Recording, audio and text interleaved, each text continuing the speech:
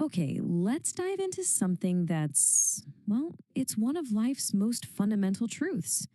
We're going to break down a formula for winning that I bet you already know deep down, but maybe you've never really put words to it. And just so we're clear, this isn't just about sports. We're talking about life. Now, when you hear something like that, you might think, wow, that's pretty pessimistic. But it's not at all. Think of it as our starting line, our realistic foundation. Because, to build any kind of real strength, you've got to be honest about the world you're in. It's not always going to be a walk in the park, right? And just accepting that, well, that's step one.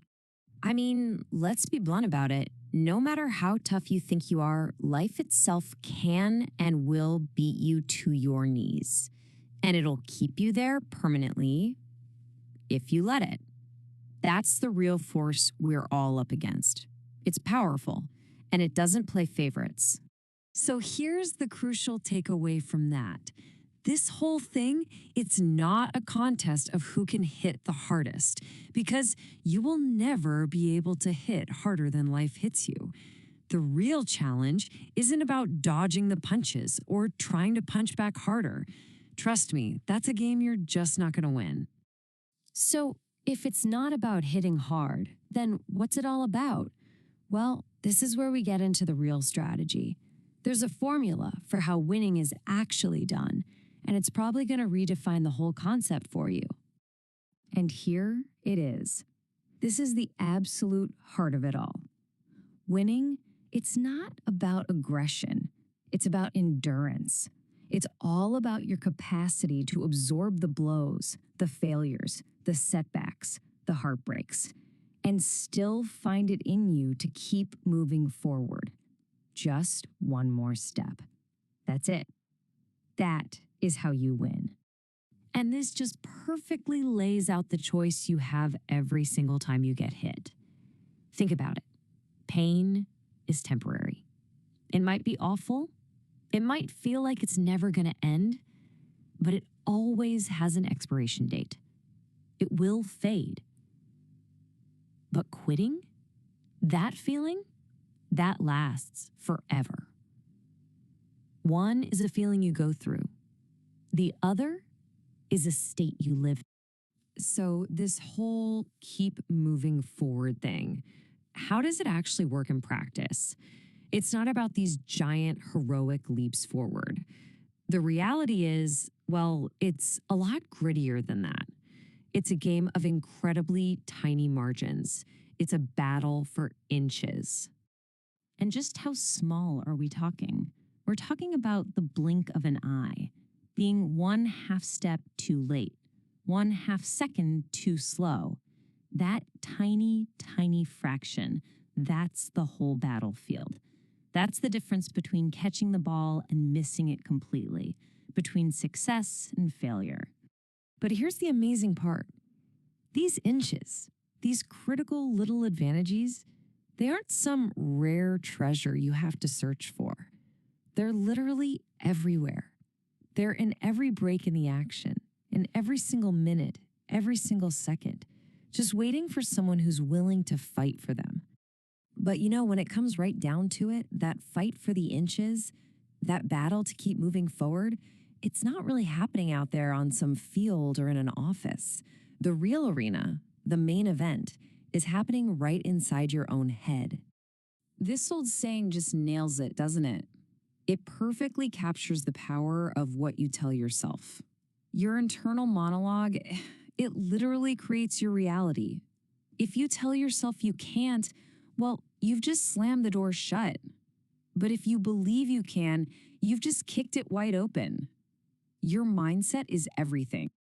And because that internal fight is so critical, you have to become the guardian of your own dream.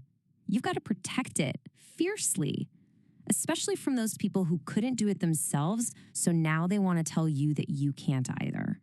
You have to guard that dream with everything you've got. Okay, now this idea flips everything on its head. It turns out the real enemy isn't our weakness. It's not that we feel small. The real fear is of our own power, our own potential, our own light. It's wild, but we're often more scared of what we could become than of what we are right now. So, knowing that, you've got to dig deep. You have to ask yourself this one huge question and be completely honest about it. You've got to figure out what truly makes you happy, no matter how wild or crazy it might sound to anybody else. And once you have an answer to that question, that's the trigger. That's what kicks off the final stage of this whole formula: the conscious, deliberate decision to transform yourself. It's all about tapping into that power to become. And the path is actually pretty clear. First, you just decide. You make the choice. Second, you got to be willing to sacrifice the person you are right now for the person you're going to become. Third is the grind. You develop the skill through relentless practice. We're talking hours and hours of work. And finally, after all that, you get to claim the reward that you've earned from all that pain. This is all about taking ownership. It's about knowing your value and going after it with everything you have. But, and this is a big but, it comes with one condition you can't get around. You have to be willing to take the hits. You can't be pointing fingers or blaming other people for where you are. That's what cowards do, and that ain't you. And you have to remember, this power, it's not something that's given to you by someone else. And it's not just for a chosen few. It's a timeless idea. You know, the kingdom of God is within man. It's inside all of us. The power to create, to endure, to make your life an amazing adventure, it's already in you. So now that you get it, now that you understand this formula for resilience, that it's about taking the hits, fighting for inches, mastering your mind, and choosing to become who you're meant to be, the final decision is all yours. The question isn't what's possible anymore.